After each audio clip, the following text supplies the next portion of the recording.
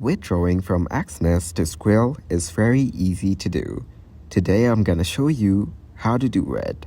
Ensure account verification. Make sure your Exness trading account is verified and compliant with their withdrawal policies. This typically involves verifying your identity and providing necessary documentation. Ensure your Skrill account is verified and linked to a payment method that you can use to withdraw funds from Skrill to your bank account or card. Log into your Exness account using your credentials. Find the withdrawal section within your Exness account. This is usually located in the funds management or withdrawal section of the platform. Choose Skrill as your preferred withdrawal method from the available options. Enter the amount you wish to withdraw to Skrill and provide any other required details, such as your Skrill account email address.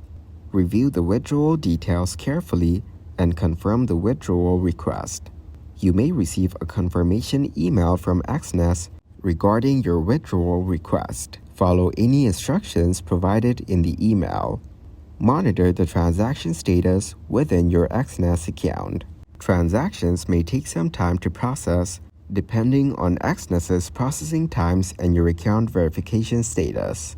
Log into your Skrill account using your credentials.